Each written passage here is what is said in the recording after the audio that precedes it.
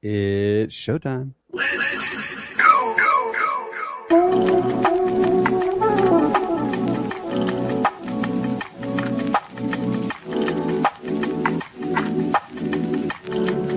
The Sportz Nuts are back.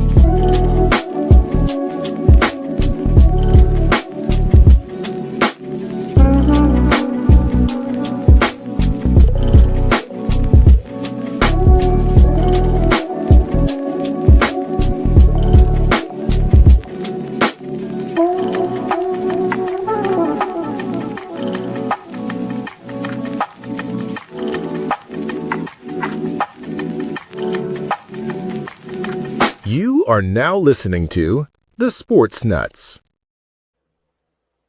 You know, this is only the second time I've gotten to watch that live, and that's still a pretty phenomenal introduction. Welcome everybody to the Sportz Nutz. Yes, we are back, man. You know, it sometimes you feel like you're not there, and then all of a sudden you're there. You're really excited. You know, it's I'm really happy to be here, but we have an absolute exciting episode lined up for you. As you guys see, my man sitting below me. Yes, Tony is back. Tony, I got a question for you, man. Where did you come up with the nickname Seven? So when I used to work in the music industry, I was running a music venue, and the guy that I worked for was a touring sound engineer in the 80s, worked with like Duran Duran, 38 Special, and he really knew his stuff, and I wanted to learn my sound, so that's why I was working for him. And he was one of those guys that was a little bit more old school, and one of his things was he didn't learn an apprentice's name until they earned it. So they started with the number, like which apprentice they were. I was the seventh apprentice, so he would always call me Seven.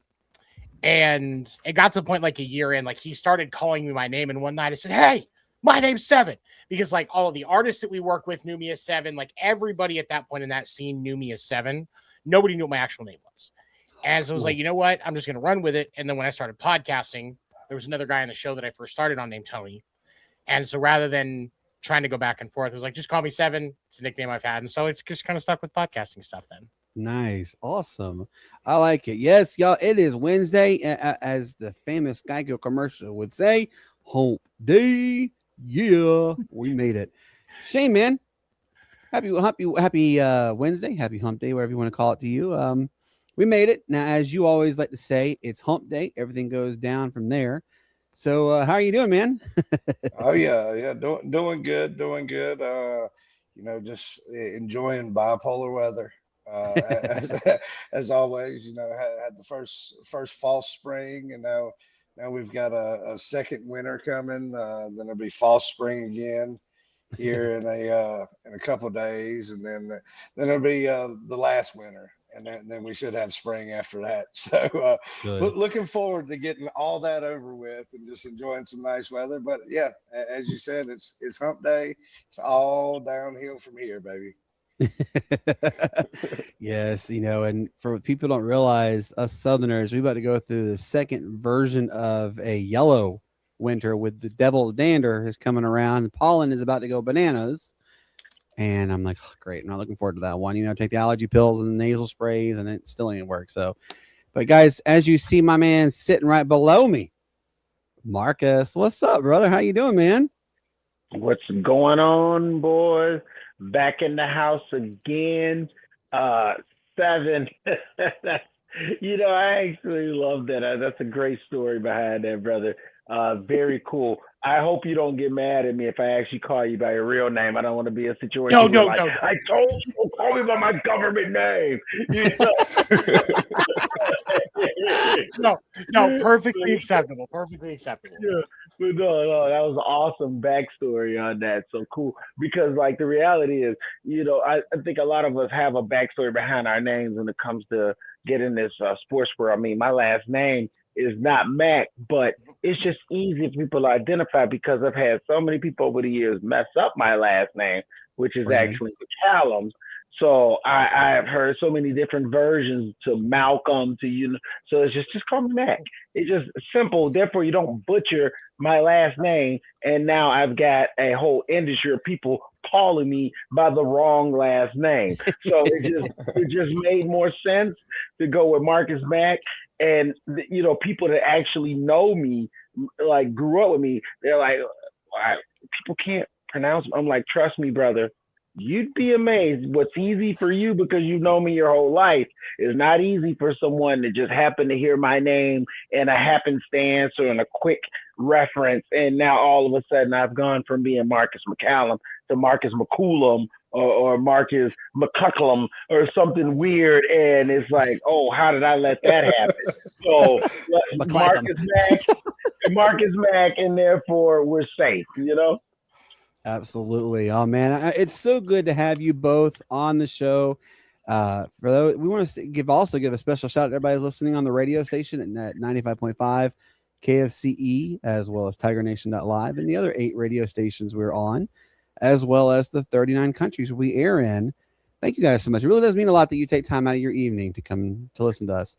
All right, so Marcus, let's get into it. Dun, dun, dun. Breaking news has happened officially. Congratulations to the WNBA and the WNBA Players Association. They ended the lockout before it really got going. Now, here's a crazy stat, though, too, Marcus. They have to get all this done. They have to get literally everything done in 51 days. That's talking. They've got to get all their players back to ratify the new CBA. They've got to get everybody to ink their name on the contracts for their respective teams. Oh, and by the way, there's this little thing. It's called the WNBA draft. That's held in a couple of weeks. That's got to get prepared for. And then did we forget to mention the fact that there's a regular season that starts in 51 days? But Marcus, they touted this as the next 100 hours. But can I get an amen that we're now finally officially able to say women's basketball will be played? Oh yeah, that's a definite amen, without a doubt. It's absolutely phenomenal that they've come together to reach an agreement. And let's be honest, this was for a second, this was questionable. Like, oh, is this going to really happen? I don't know. But the simple fact is that there was middle ground that was able to be reached. And that was the ultimate goal.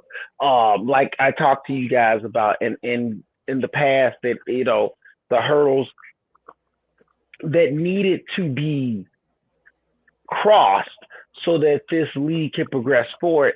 And if the players feel like they have got a fair shake in this new CBA, I'm okay with that. Obviously things have to be fast tracked. That's just the reality of contract negotiations. I know that the players are very professional. They will be ready to go when the season starts. The WNBA draft is contingent upon the college athletes, which have seen no effect of this CBA. Once the tournament is done, the draft follows usually like a few days, if not the next week. And then after that, then it's preparation for the season. So I think that the league is more than prepared to handle the steps that are going to follow after the contract is ratified. I think the players are more than ready to handle what's a necessity of them now that the contract has been signed, and that is continuing to generate interest, popularity, and growth throughout the league. And hopefully they feel like they've been fairly compensated in this next chapter of the WNBA. Absolutely. All right, Shane, go ahead, man.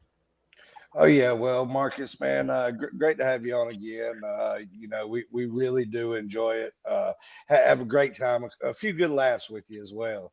In the news this past week, we saw Celtic star Jalen Brown call out players around the league for foul baiting, forcing officials to make some pretty tough calls. If you would say, yeah, we see it with a select few individuals more so often than not, with you players like SGA, Luca, Jalen Brunson, just to name a few that like to get those calls on overzealous defenders. With this being, something that has now been brought to the forefront, and it's been kind of a topic here this past week. Do you see the NBA instructing officials to do anything different going into the playoffs, or do you think that this will just be something tabled and maybe talked about in the off season? It definitely will not be addressed this season. This is going to be something that will be looked at and reviewed in the off season, to see if there's something that can rectify this situation. But I mean, obviously, this has been going on for a long time. It just depends on the environment and the player that's complaining about it. Because let's be honest, James Harden did a lot of this at the height of his career. I know that LeBron James has been accused of it, along with Dwayne Wade. Michael Jordan was one of the best at doing it. Reggie Miller as well. It's just the volume of it, the volume of how it comes. And I think the SGA has just figured out that cheat code to get a very high volume of these fouls called, and for certain players to sit there and now complain about it is like, if you were able to do it, you would do it also. And maybe that's not a part of your game because you haven't trained yourself to make that a part of your game. But is that bad for the game? That's tough to say because, hey, guess what? Defense is a part of the game also. How about not fouling? How about staying sound in your defensive lane, not getting pump faked into the air to where the offensive player can now draw that foul? There is a such thing as being sound on defense. Put your hands up, defend properly, and use your fundamentals and techniques against the offensive player's fundamentals and techniques as well. And I think that a lot of the fundamentals and techniques on defense have gone to the wayside because everybody's so focused on trying to shoot threes and get to the rim and dunk. Absolutely. You hit the nail on the head right there too, Marcus. As you guys see, we are talking to our good friends, Marcus McCallum, or Marcus Mack, as well as our guy, Tony Gladstone from the Wire to Wire Sports Network. All right, Tony, back-to-back World Baseball Classic results with literally the same exact score just happened. In fact, America has not won, but only one World Baseball Classic in the last 6. But what's strange is the 3-2 score, the exact same score America lost to Japan. And of course, everybody knows Shohei. But what does this say to you as a baseball guy, about America's struggles in the World Baseball Classic? It's an interesting question because the short answer, the problem is Team USA's bats are not what they should be in these scenarios. And that some of that can be attributed to the fact that it's the spring. Your pitchers are ramping up so that they can actually do almost the same thing that they would do during the regular season once they're already at 100%. So they're ramping up early, and that's more strain on their arms. But we're not seeing that same adjustment with the hitting of the U.S. hitters. It was the cause of the loss against Japan. It was the cause of the loss last night. And the only way that you can for sure guarantee that without actually really having a come to Jesus meeting, so to speak, with these players is move the World Baseball Classic to the middle of the season, like they're going to be doing with the Olympics. It's okay if the season is a little shorter on these years and we're doing 140 games instead of 162. And take a month off, do the Classic. You're still playing baseball. Your older guys that aren't playing are getting rest, and your hitters are more in rhythm because the guys that were in rhythm a lot of times were ones that weren't MLB players or were in the minors that were fighting for their life, fighting for their careers, and so they had to be. Bryce Harper doesn't have to be in rhythm right now. Wilyer Abreu and Bobby Witt Jr., Roman Anthony, some of those guys, they're younger, so it's easier for them to turn it on and turn it off because they're right there in their prime. It's right there for them. but Schwarber, Bryce Harper, some of these other guys that are older that somehow got exceptions for injury and age, despite players for other teams that didn't, which is a whole nother discussion. The truth of the matter is, I think the only way you can really do it to change it is to put it in the middle of the season. Otherwise, you're going to see Team USA fall short in some way because they're not used to playing meaningful baseball this time of year. I agree. And I mean, obviously, we didn't get the results we all want, but I mean, it is baseball. All right, Marcus. Before I go to Shane, I want to bring mention to you on this one. Now, I did send you the article recently about the professional women's soccer athlete who is making $8 million annually.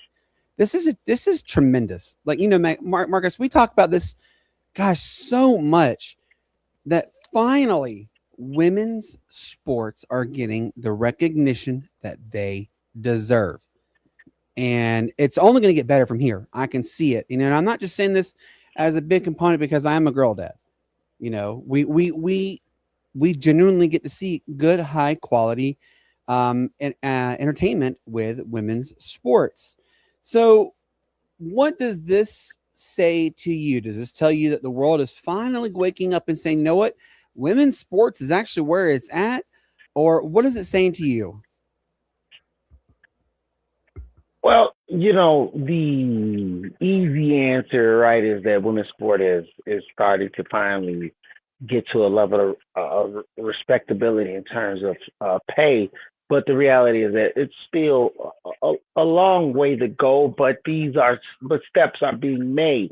What we're seeing with athletes, that women athletes being signed at $8 million, and the arrival of Caitlin Clark in the WNBA and what that has done for the WNBA, and we're seeing leagues now being created for women athletes throughout different professions, whether it be soccer, baseball, basketball, and now even football. We're seeing that women are now getting a real opportunity in real leagues that are now generated to showcase these athletes in a proper light and give them a platform to perform on that fans can enjoy and absorb. But this is the foundation. We're not seeing the final product. And I'm so excited and cannot wait to where we can get to the point to where we're seeing the final product. What we're watching now is the beginning days, the inception. And I actually love that because, hearing about the NFL, hearing about Major League Baseball, hearing about the NBA and how they started their grassroots, right? We weren't there for that, but the stories are special. The nostalgia is unique. We're here for that with women's sports. We already literally witnessed it in the college basketball realm. At one time, women's college basketball was nothing. It was a blip. Look at where it's at now, to where when the tournament starts, it's not just the men's NCAA tournament anymore. It is now the men's and women's NCAA tournament. Look how long it took for them to get there. And that's why I try to tell people, patience is a virtue when it comes to women's sports, because it's just now starting to open the doors. The men's sports have opened for the last 70 plus years. Women's sports are just now getting there, and we're here witnessing the grassroots of it all. And if you're a fan of women's sports, that's special. Go ahead, Shane. Oh yeah, well, I definitely agree with you, Marcus, on that. With what you and Brandon talked about at the very beginning with the CBA, what we saw the minimum salary go from or the average salary go from 120,000 to now 700,000 for the WNBA. So definitely a great mark for them. But Tony, man, another Wednesday. Man, I'm starting to get a little used to this. We really enjoy you coming on, and thanks again. But we've got opening day only about a week away there on March 26th. we see Otani and Garrett Cole get their first pitching starts, spring training today. What do you see here in the last couple of days of spring training with everybody getting back from the World Baseball Classic, kind of leading up the opening day that these teams need to kind of focus on to get their mindset right? I think that the one disadvantage to the World Baseball Classic being during spring training, outside of the the injury risk and stuff like that, is there is so much of the cohesion of that dugout that is built in spring training when these guys are just around each other all day long, and the leadership that comes from the guys at the top towards the guys that do single A that are just there getting experience, taking a number before they go to minor league game. With some of your better guys for a lot of these clubs being gone during that period, the dynamic changes when they come back. It's not like I'm as a Red Sox fan, I'm very fortunate. The guys that were gone were some of the that were leaders, were still some of the younger guys. So I feel like that cohesion is going to come back quicker. But not every team can say that. Philadelphia can't say that. That's just one to name off the top of my head. With Atlanta not having Ronald Acuna Jr. yet, he's huge in that clubhouse. And so now you're going to see these guys come back, and you're going to have to see them build that in a shorter amount of time. They're exhausted from a thicker game schedule where it was meaningful baseball. Now they've got to transition back into that actual ramp up and get into that mode that they're supposed to be for the regular season. So I think that I would be less focused on results over the next week for my experienced guys, especially the ones that are coming back from the Classic, and more focused on what's going on in the locker, because that's going to have a far more of an impact than whether or not Bryce Harper finds his bat before the start of the season, or whether or not Aaron Judge finds his bat before the start of the season. That stuff will happen in time. What's going on in the dugout? That's what matters right now. Oh yeah, well, definitely agree with you on that. You definitely hear a lot of stories that come out of spring training of some bonding experiences that you don't really get during the season. So definitely agree with you on that. But man, Marcus, basketball, NBA season coming down towards the final playoff push for a lot of teams.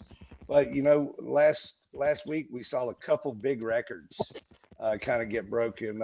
We saw Bam score 83, taking down Kobe's modern NBA scoring record with 81. Then we saw SGA breaking Wilt Chamberlain's record of 20-plus point scoring games with 127. No, we touched on it a little bit last episode, but you being the big basketball guy, man, what are your thoughts on these records being broken, and what kind of ones do you think that we may see broken next?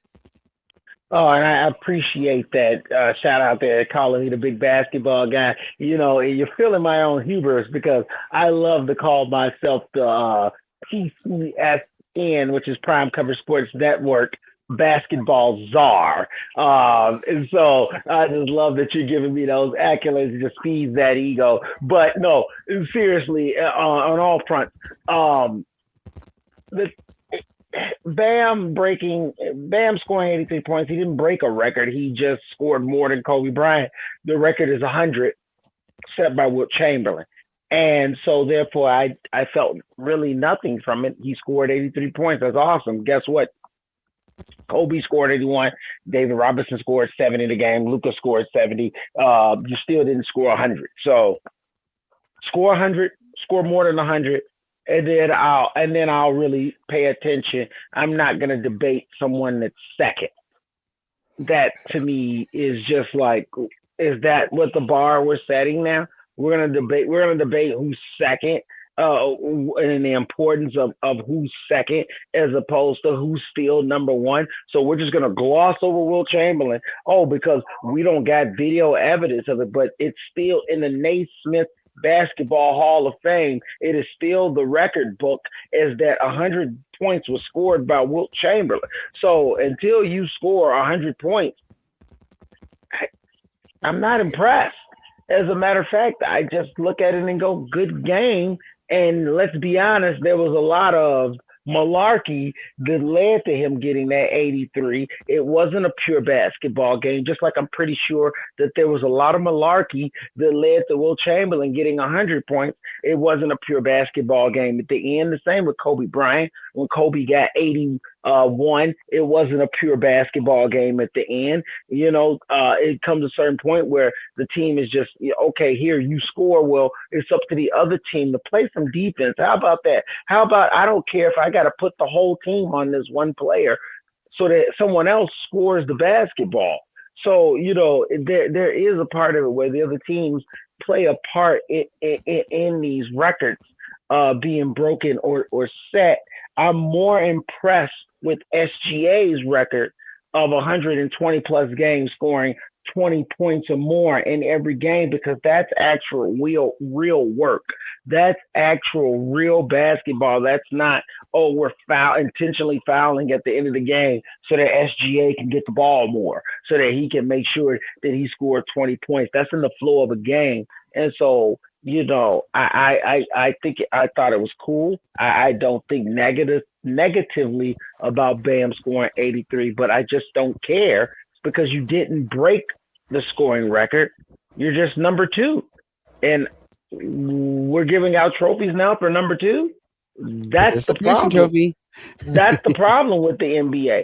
That's the reason why people want to sit and debate LeBron James or Kobe Bryant or anybody else you want to throw in there being as great as Michael Jordan. No, Michael Jordan's number 1. Everybody else we're debating is number 2.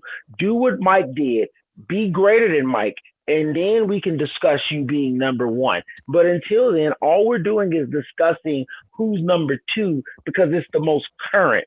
And if that's what gives you currency to feel like you're relevant and more important than someone else, that's sad, because the records are the records. MJ was undefeated in the finals. Do that, then come back and talk to us. You want to be a GOAT, go undefeated in the finals, then come back and talk to us.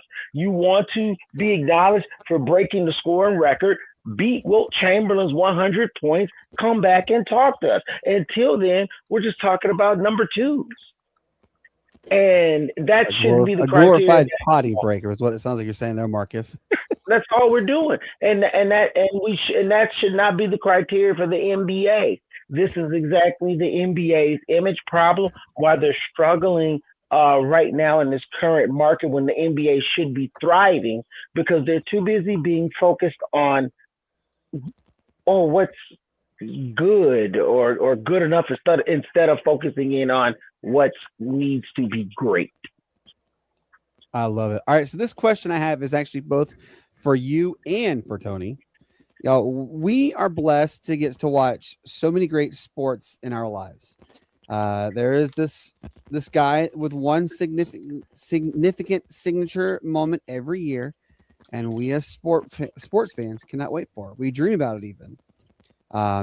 We let international fans see it first, but what we're talking about, though, by the way, folks, is it's opening day, opening weekend, opening week, whatever you want to call it. So I'm going to start with you, Tony, and then I'm going to go to you, Marcus.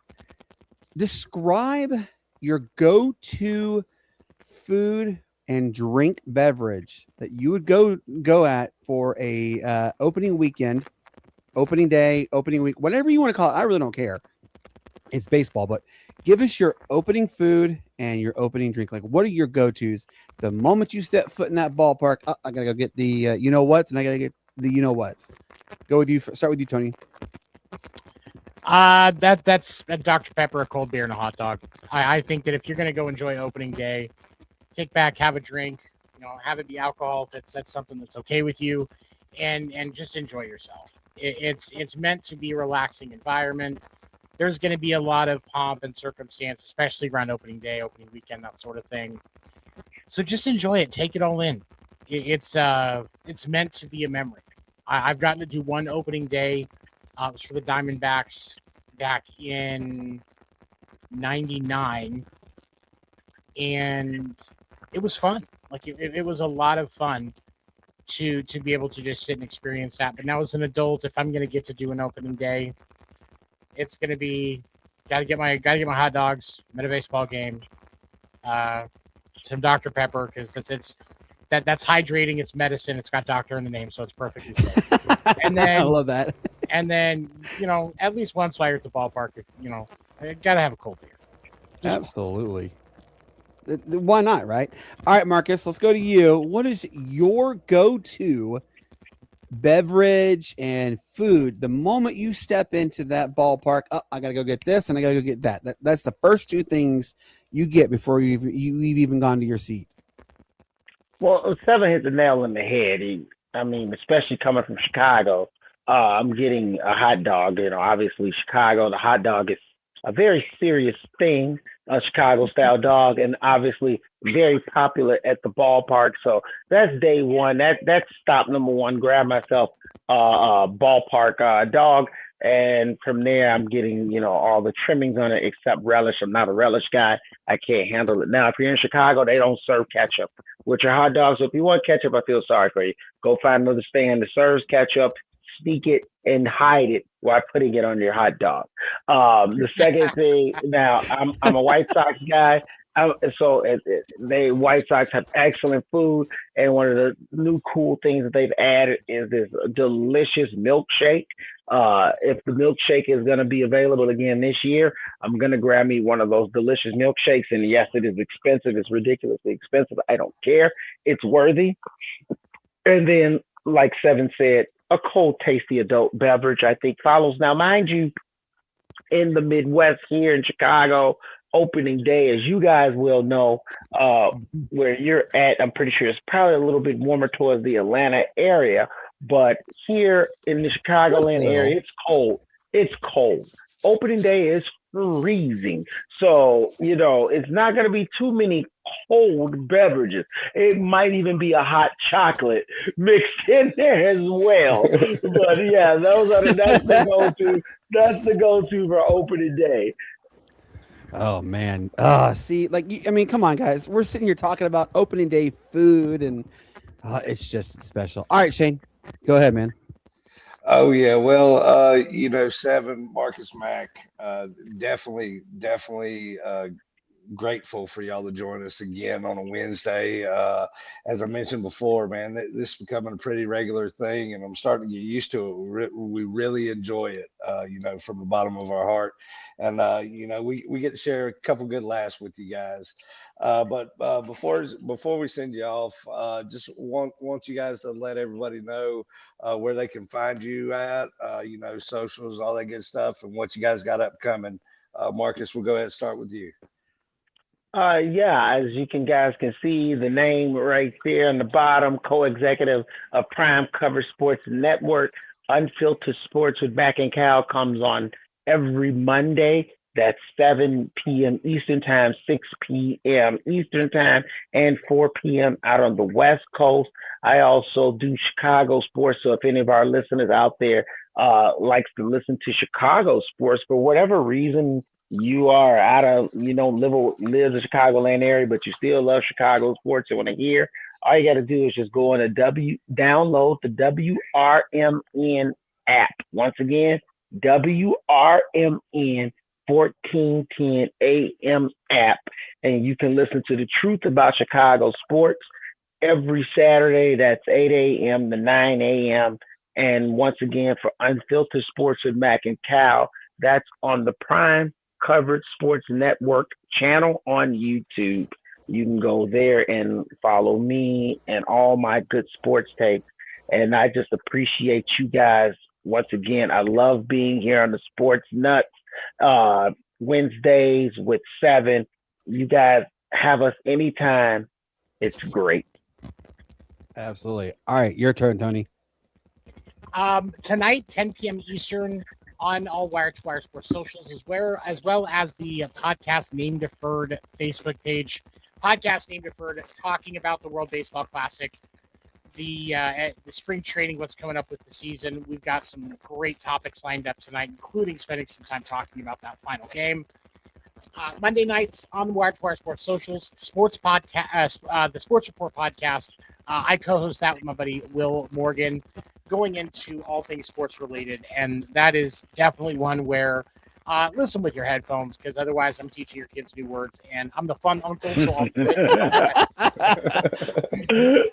And then every morning on TikTok at FGD, then the number 7. So at F is in Foxtrot, G is in Go, D is in Delta, the number 7. Oh no, actually 7 spelled out. I'm horrible with that. Yeah, at FGD 7 spelled out. The MLB Morning Minute, just a quick minute updating on what's going on in the baseball world, and quick piece of baseball news to get your day started. So definitely check it out. Give me a follow. I appreciate all the support. Guys, can I ask Seven something real quick before you let us go? Yeah, go ahead. Seriously. Seven, big Chicago fan. Cubs are all the hype, but I'm a South Sider. Honest opinion, do you think the White Sox can win 70 games this year with the lineup they have? Yes, if 70 teams forfeit those games. Then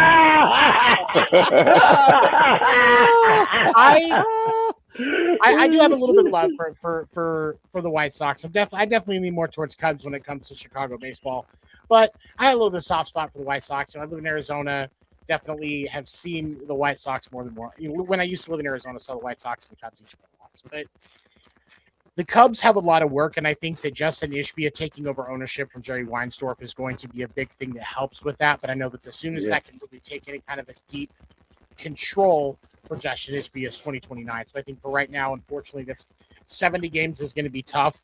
I think they should, because there's professional talent on that team. Don't get me wrong.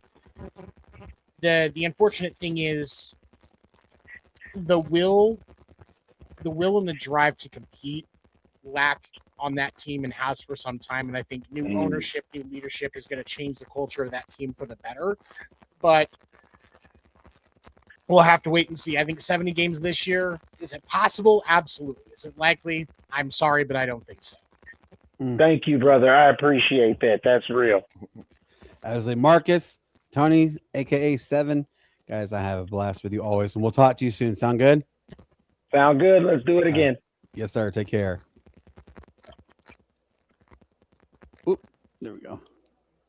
All right, so Shane, that was actually, how cool is that though? We're not even on the screen. There we are. Good gracious, Brandon. What's going on here? There we go. There we go.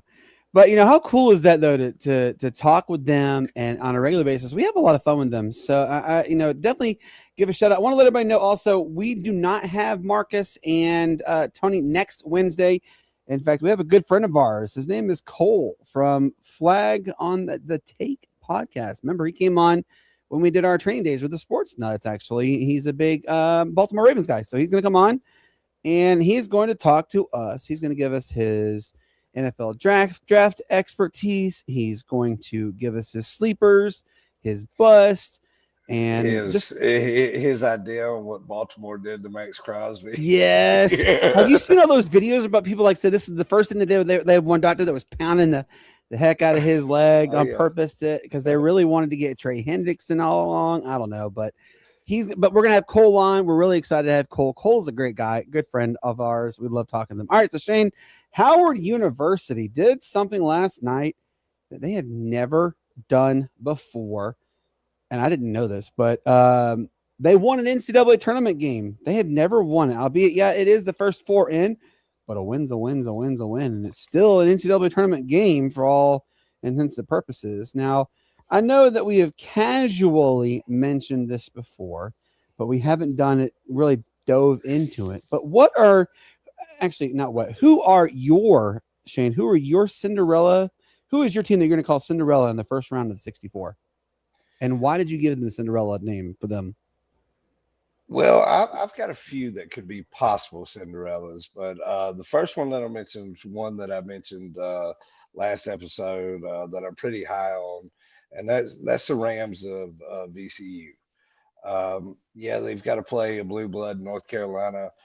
North Carolina down their star, Caleb Wilson. Yes, it's Caleb Wilson, not Caleb Williams, Sir Charles Barkley.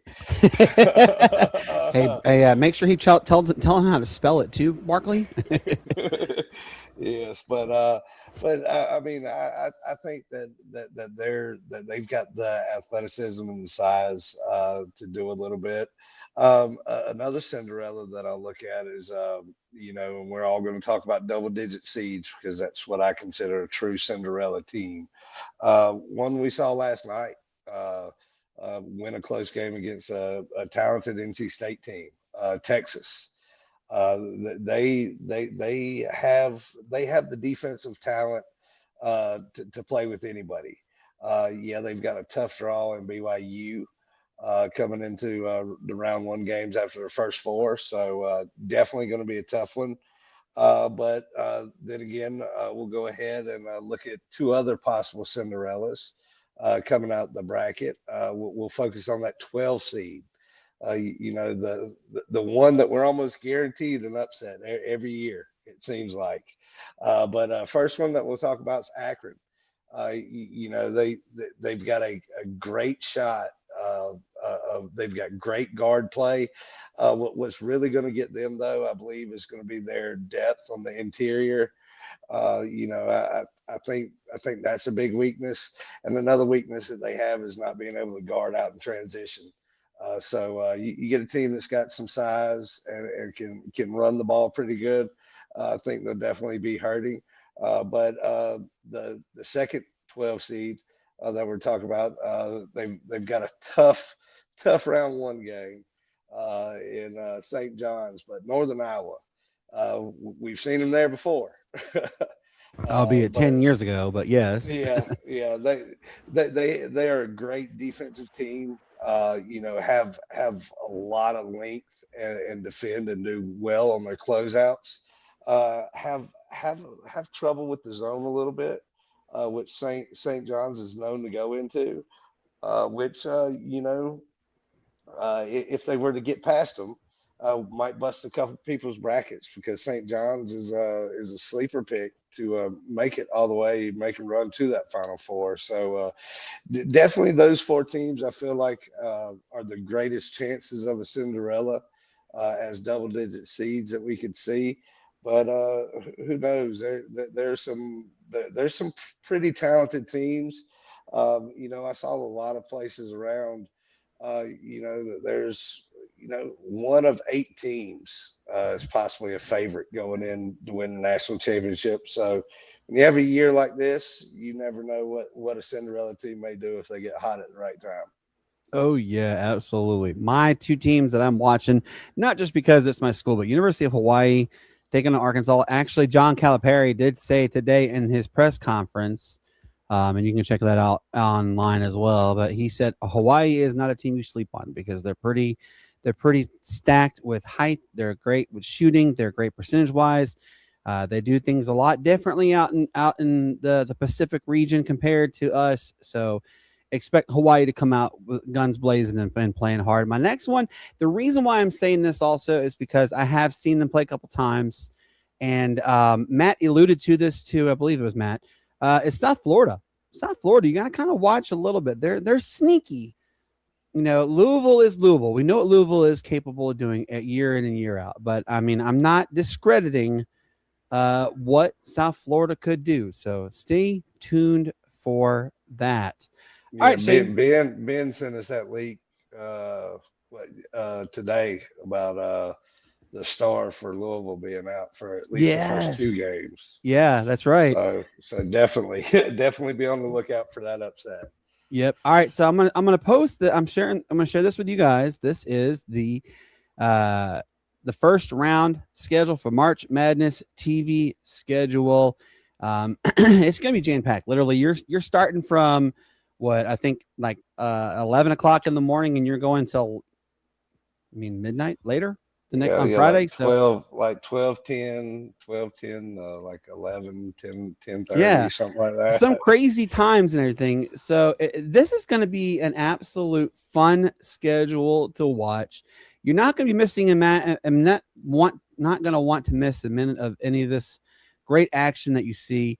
So, why do you think, Shane, that we instinctively are glued to our TVs, our iPads, tablets, laptops, or phones even when it comes to basketball, when, we don't have that same type of, I guess you could say, gluedness, not even a word I know, but gluedness to watching like bowl games or watching college football playoff games. What do you think is so different about that? Well, I can tell you one thing that's great about the schedule with YouTube TV is you can watch 4 games live at once on a multi-view. So definitely we'll be able to watch all 4 of the games as they line up if you've got YouTube TV. But first off, the game of basketball is made for things like this. I mean, games are normally anywhere from an hour and a half to 2.5 hours long.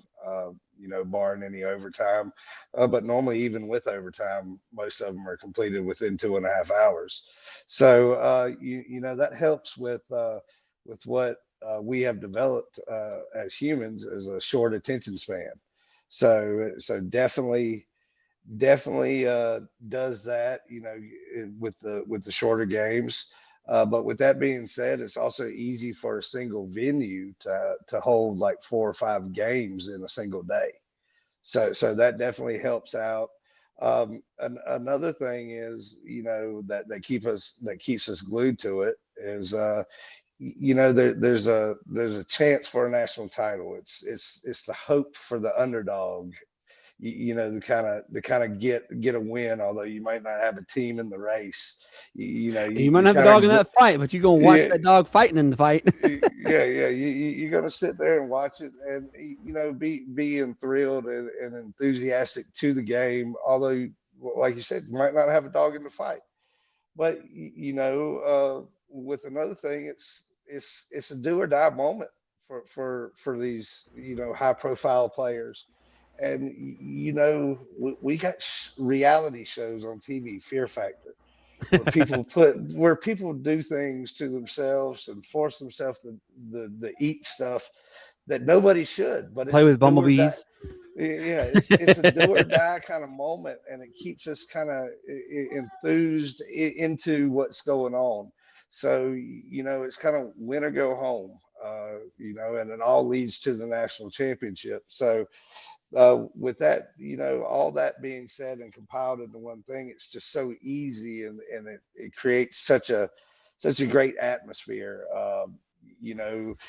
Different tournaments, especially main tournaments like this, but like even when you get into volleyball matches, those are actually pretty intense. If you ever watch those, some of those people are like, they start tailgating like early in the morning for a volleyball game. Yeah, well, when you get into tournaments and stuff like that, it's exactly like the NCAA tournament. In a certain way, because you can house all these games in this one venue and do it right, and that keeps the interest there. So everybody there is kind of already engrossed in the game, and that makes the crowd at home want to watch it even more as well.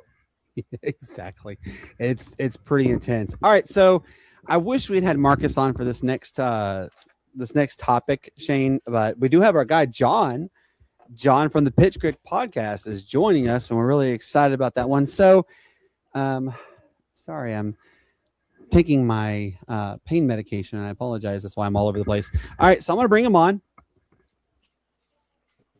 John, man, what's up, brother? How you doing? I'm good. How about you, brother?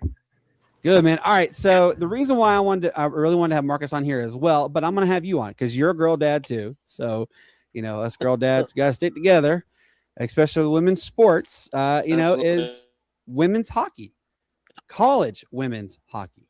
And you see this list right here. And there's actually some pretty big names on this list. Well, guess what happened just out of the blue? And this was crazy. Uh-oh.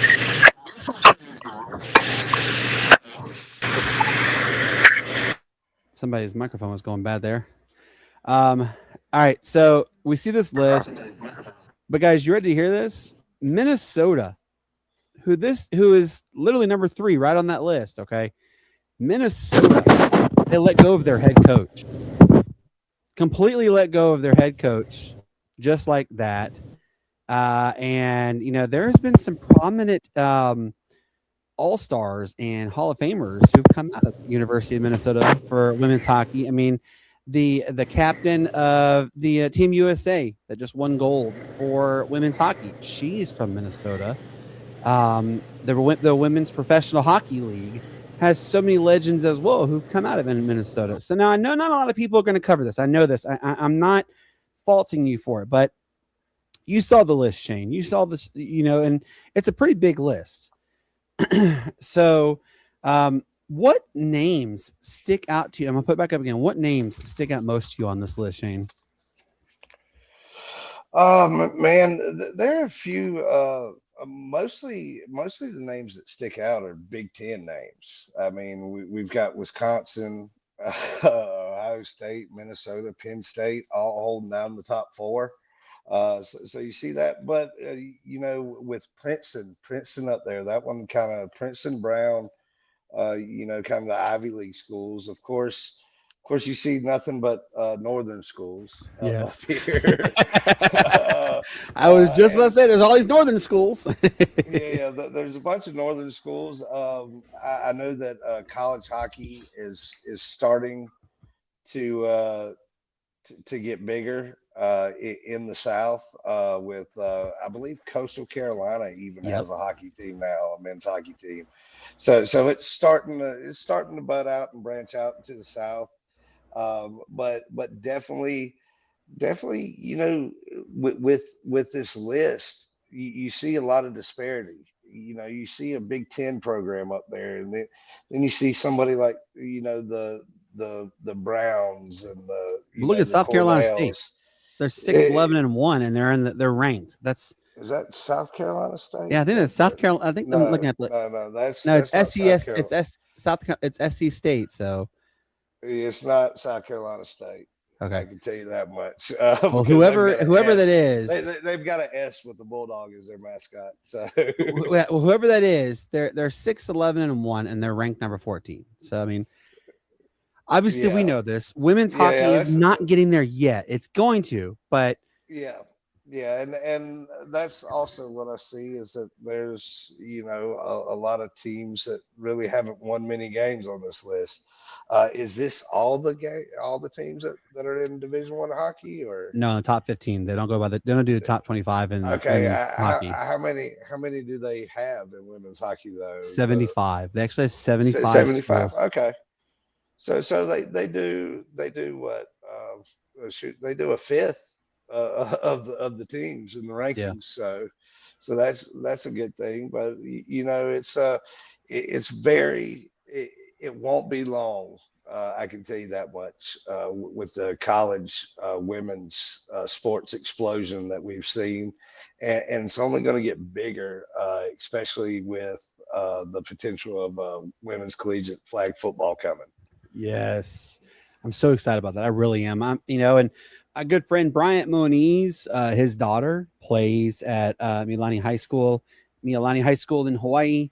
And she actually does the flag football. And the state of Hawaii is the first to do it. They actually received an 100% grant from, well, not really a grant. It's more of a financial assistance from the Seattle Seahawks, but in the ballpark of $500 million. That's just how much they have invested into flag football. So really excited for what is transpiring generally for women's sports. Really excited. All right. Now let's bring John on. John, man, I'm a little bit of airy there, but all right, man. So what in the world? First off, people, if you don't know this by now, John's our soccer dude. He will tell you soccer like the back of his hand. But John, you're having some issues again there, sir. No, I'm good. I think you're black. You have a blank screen. Oh. So, all right. So, John, talk to everybody about what's going on with this team in the Arctic Circle.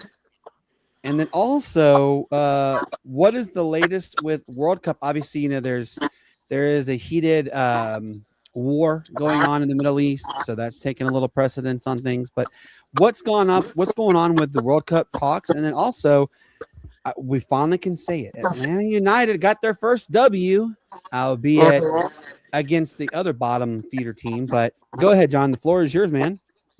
Well, World Cup talk right now. Iran is in the process, of course, like you said, with the war. They are threatening to boycott, but they are also having talks with FIFA about having all their games in Mexico instead of the United States.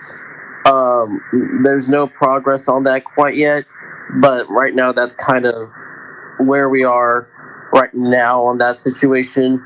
Of course, intercontinental playoffs are about to happen this month. Actually, we're going to find out the final 8 teams that will qualify for the World Cup. So you're going to see a lot of teams from Europe qualify, and you're going to see one team from other countries, international areas like New Zealand and others, try to fight for a place in the World Cup as well. So I'm really excited about that. It's going to be elimination soccer, which is always the best type of soccer. And then like you said, Atlanta United got their first win. Granted, it was against Philly, who last year was really good, but they lost a lot of key pieces over the summer and winter transfer windows. And it's showing with Philly right now. Atlanta looked really good in the win. Alate Loth scored his first goal of the season, which is crucial for him. Yeah, And I remember I texted you about that. I was like, yes! That's about dang time you got that goal. Yeah, he hasn't scored in almost a year. So, yeah, it was huge for him to do that. But yeah, they did that, and then we had also a couple of huge things in women's soccer happen. We had our first highest paid women's player in NWSL history at $8 million. The San Diego Wave signed her from Chelsea FC in England. And so that was a record-breaking deal there. Also, the Denver Summit played their first game, but they lost 2-1 in their opener. So it was a historic moment for Denver and their new franchise there as well. So a lot of cool things happening. We also are going to get a U.S. preseason tour from several Premier League teams, which is really exciting. Granted, the ticket prices are insanely obscene, but you have Liverpool and Sunderland, Leeds, and Wrexham. The only championship team is Wrexham right now, unless they get promoted. With 8 games left, they are in the playoff places. So Wrexham is a possibility to get into the Premier League this season. But right now, they are the only championship team in that list that's going to be touring across Chicago, Nashville, Philadelphia, and New York City. It's going to be really fun, and U.S. gets a taste of, even though it's friendly games, of European soccer in their home, on their home soil. Also, the team for the Arctic Circle, Bodo Glimt. I am sad to report that they are out of the Champions League. We're up 3-0 after the first leg. And Sporting Lisbon of Portugal made sure and made known that they are not to be messed around with. They scored 5 unanswered goals yesterday to beat Bodo Glimt on aggregate. And honestly, it just showed, Sporting Lisbon just showed how good and the kind of talent they have on that team, and how when they get going, this roster can absolutely roll. So, yeah. I like that. All right, Shane has a question for you. Go ahead, Shane. Yes, sir. Well, I want to get your thoughts on a couple of things. First off, what do you think about the kit that came out for the U.S. For the World Cup? And, kind of breaking news that happened tonight. I want to get your thoughts on it.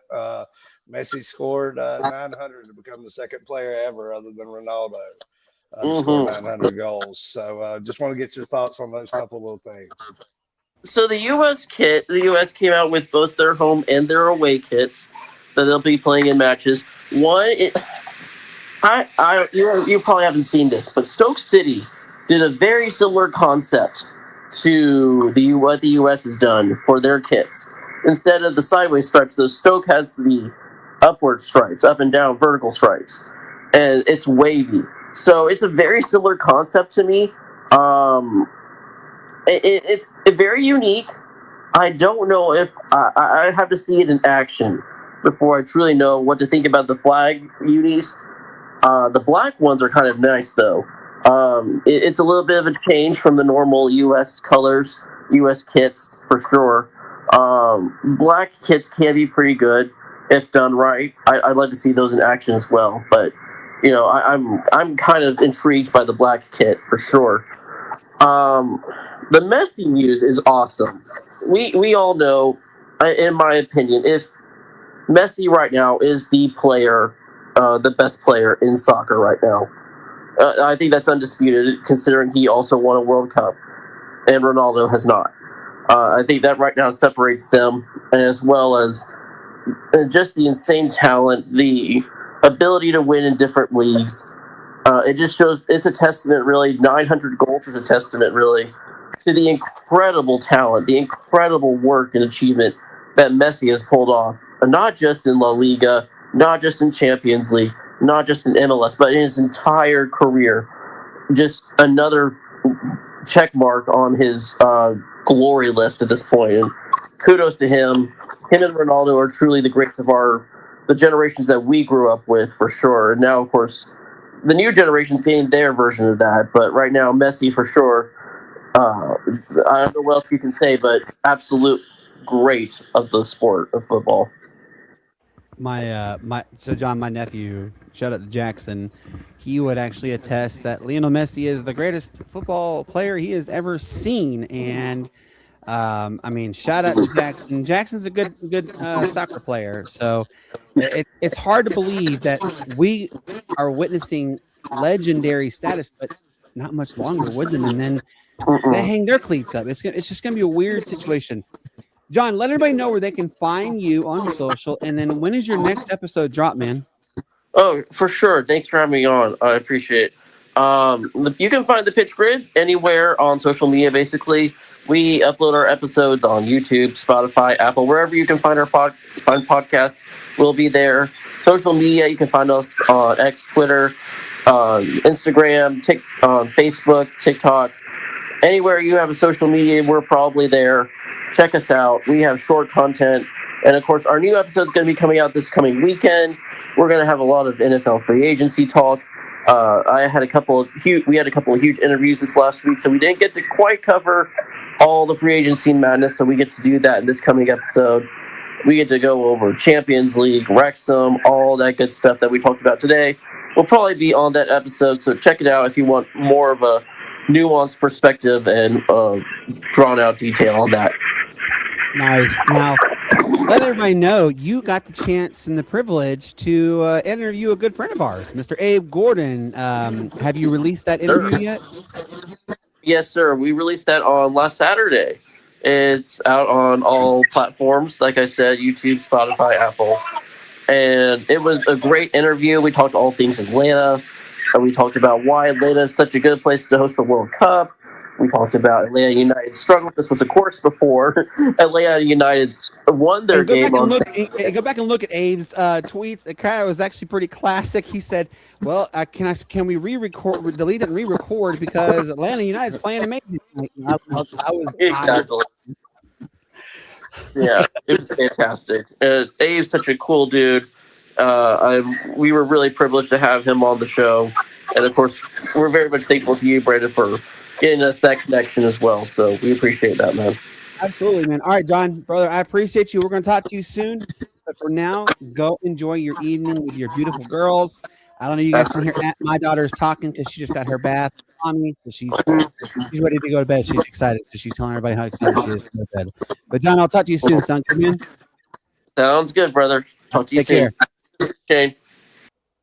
All right, Shane. Now comes everybody's favorite segment. It is the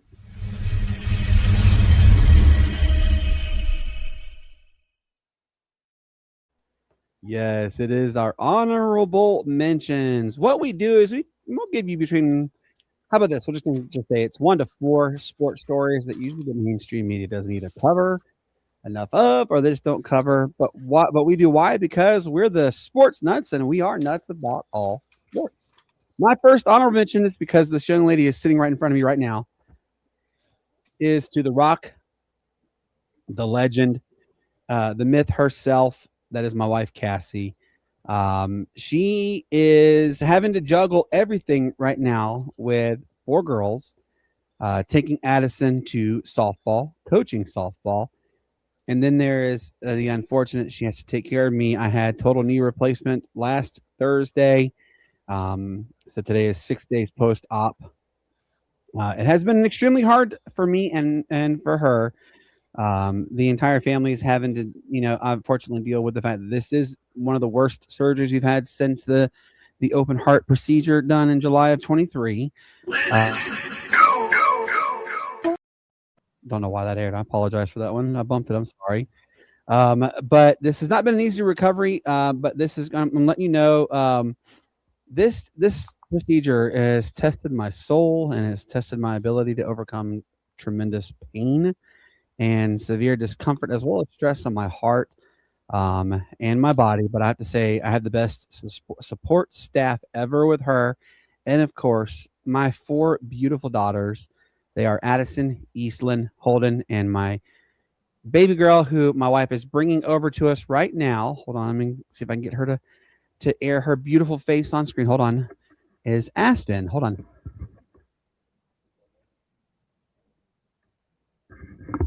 And ladies and gentlemen, there she is, the Miss Beautiful Aspen. Say hi. And she's waving at everybody. Little kisses. Oh, thank you. And say hi, Mr. Shane. See, you waving at Mr. Shane. And there she is. That's you. That's you. So that is my first honorable mention, is my beautiful wife and my 4 beautiful daughters. Shane, what is yours? My first honorable mention is going to go out to LaMelo Ball of the Charlotte Hornets. With the last game, he is now has as many games with 30 points and 10 plus assists than every other Hornets player in history combined. Wow. So, shout out to LaMelo. Keep getting it, young man. Absolutely. Dude is balling out there, literally. Ball. Like the pun there. My second honorable mention is to the second half of the NHL season. It is going to come down to the wire for points and for seedings and playoff positioning. But I want to give a shout out to these few teams. They are the Buffalo Sabres, the Tampa Bay Lightning, the Carolina Hurricane, and yes, the Detroit Red Wings. But you know what, though? I'm going to give a shout out to everybody, though, because they're going to make this second half of the NHL season a season to remember. Shane, give us your next honorable mention, sir. Disclaimer. This is not a do-good honorable mention. When he told me this, I was like, oh, great. Yeah. This is not a do-good honorable mention, but it needs to be said, and I hate Ben's not here for this one to kind of defend them. But shout out goes to Chris Greer and the Miami Dolphins. Their top 5 highest cap hits are all either free agents or playing for another team right now. Like what, 151 million, wasn't it? 151 off their top 5, but they are paying $175 million to players not to play for them. So what you're saying, Shane, is you and I are supposed we're at our contract then from the Dolphins for not playing for them too, right? Well, here's the really, really interesting thing about it. That $175 million that they're paying players not to play for them, yeah, that is higher than 12 MLB teams' entire rosters. Wow. So definitely not a good one, but something. Good job, Dolphins, for looking dum-dums. Oof, man, dag gum. Wow. All right. I don't even know how I can top that. That I mean, that's embarrassing. That really, think about that. That's embarrassing, Shane. That really is. Oh, yeah. Like I said, though, Miami Dolphins, your other 2 employees, they're sitting right here. Please make all checks payable for Shane's back pay to Shane Owen, and then for Brandon Keeler. Also, Matt Thomas needs to get his. And Ben Willis needs to get his as well. So we're expecting to get our paychecks from anytime soon, Miami Dolphins. So, all right, my third and final honorable mention is going to go out to the University of Hawaii. Pay attention to this right here, folks. This is what the final renderings will be of New Aloha Stadium. It will be completed officially in 2029 by opening game. Which, by the way, folks, if you didn't know this, again, you're living under a rock. We are actually being flown out to opening week. See, I get that confused. Opening week, University of Hawaii. We will be broadcasting this, so we'll do all 3 of our episodes from the state of Hawaii. You'll see myself, you'll see Shane, you'll see Matt, and you'll see Ben there. We're going to be there, and we're going to get honored by the school because of all the good work we've had. Remember, in case you guys also didn't remember, Shane has a viral moment that literally went viral beyond epic biblical proportions kind of thing. It was because I had gotten word that University of Hawaii was going to get a contract deal with Nike, and it went every radio station, every TV station, everywhere. 8.25 million views and listens later. It's because your boy Shane right there asked, can you tell us the latest with Nike in Hawaii apparel deal? And we got Craig Angeles so stumped. He was like, wow, you guys really do have your sources. Good job on that one. But here's what's going to transpire for New Aloha Stadium. It will open up with 28,000 seats. However, by the end of the 2031-32 season, which is only 2 seasons after, it will have jumped between 45,000 and 64,000 seats. Also, Shane, you know what they did at Hard Rock Hard Rock Stadium down in Miami, right? They had the little screen that protects the fans basically from the yeah.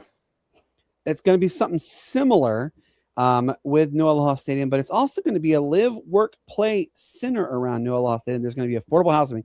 Yes, nothing is really affordable in Hawaii, but this will actually be tethered to the affordability rates with Hawaii housing. You'll have affordable rentals.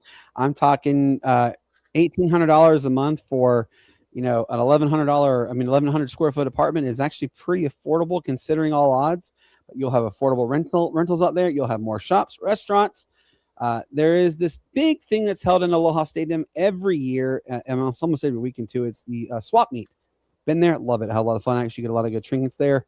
But it will be also have a designated spot for New Aloha Stadium. And again, here is the renderings. As you see, there is also a third and a second and a third level, and then kind of a fourth level, which is the suite you see behind. So there will actually be suites in there, and it's tethered for the future. So yeah, really excited about that one. Shane, give us your final honorable mention, good sir. Well, I got a couple of them. One of them is real quick. I want to touch on. One shout out is going to go to Roush Fenway Keselowski Racing, Brad Keselowski, Ryan Priest, and Chris Busher, all running throwback schemes at Darlington this weekend, honoring Greg Biffle. So definitely shout out to them for that. Yes, that's amazing. But my last honorable mention is going to go to Cole Hudson of the Washington Capitals. The 19-year-old is making his NHL debut tonight against the Ottawa Senators. This is a little fun fact. He is going to be teammates with Alex Ovechkin. And this will be Ovechkin's first teammate on the team that was born after he made his NHL debut. Wow. What say that now, so people didn't hear that. I want you to say that. Say that one more time, please, because people don't know that. Cole Hudson was born after Alex Ovechkin's first NHL game. Wow. Think about that.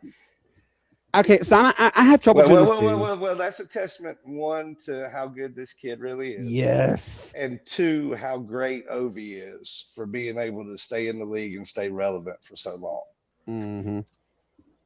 Which, by the way, folks, Ovi's in his 40s, so he's been around for a long time. We're on the precedence of seeing 23 years, Yes, something like that now. with the same team, might I add. That's pretty remarkable. You don't see that in general, but let alone in hockey. I mean, yeah, there's somebody on the other side, literally 2.5 hours up the road at Pittsburgh with Sidney Crosby has been with the same team since day one, but you don't see that very often. I mean, the last true person who was drafted by a Major League Baseball team and stayed that we know of, that we got to watch, was Chipper Jones. You know, he was drafted by the Atlanta Braves. He played his entire career with the Atlanta Braves. But Ichiro, you had Ichiro. Was Ichiro drafted? That's a question, or did he sign into the league? Well, yeah, he did sign into the league because he was a Japanese professional player, so he didn't get drafted. Yeah, but I mean, just that is a testament of sheer greatness right there. And again, guys, if you don't know who Sidney Crosby is, if you don't know who Alex Ovechkin is, well, you literally got to get out of that rock, man. Daggum. Because those are some of the legends. Sid, the not so kid anymore. Yes, that's right. Which, by the way, here's something I want to give you a little cool new, and I have to send it to you too, Shane. But Joe Brand, you remember we did the interview with him, the Pittsburgh Penguins play-by-play. He got me, he got you, and he got Matt an autographed puck signed by Sidney Crosby. So we have living legend autographed pucks. So yeah, really excited that one. But yes. Oh man, guys, this was such a fun episode. I'm definitely giving another special shout out to Marcus McCallum and our guy Tony Gladstone, aka Seven. I mean, they came on. They're taking time out of their days to come on our show, and that shows what true friendship is. They're amazing.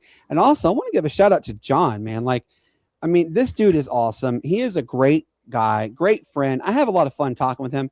Shane, I wish you were part of the group and message him. And if John is still in the chat room, he'll tell you we text a lot, and I mean a lot, and I love it because he gives me all these sports knowledge. I know you text a lot. Yes, I do.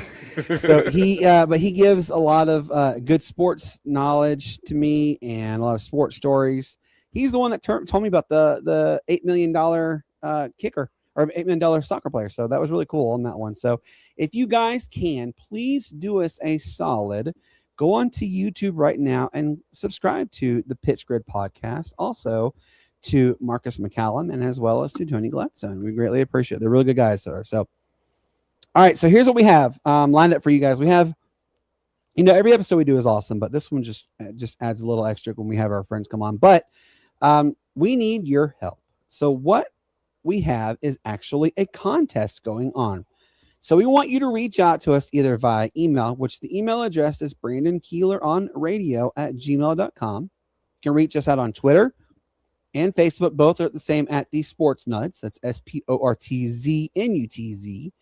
As well as you can go on my TikTok page, which is Brandon.Keeler8. You got on Shane. Shane, what is your TikTok page? Oh, I don't know, something.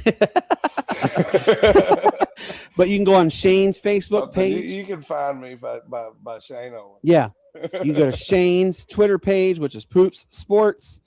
Don't ask why we call him that, but there's a whole side story. There's a whole story, just like the Seven name. It's a nickname thing that's been passed on. So that's right. So just understand that. Yeah, exactly. So what we want you to do is you're gonna email us or message us. You can message Matt as well. You can message Ben on Facebook, whatever. Don't expect a reply from Matt because Matt doesn't reply on social media. That's just him. He said new year, new him. So we will see on that one. But give us 2 topics that you think we should cover regularly. This will most likely become permanent segments with the Sportz Nutz. But you'll give us two of the best ideas and why you think we should cover them. It will only need to be 1 paragraph long, but if you want to do 2 paragraphs, that's fine. Just make that be the max.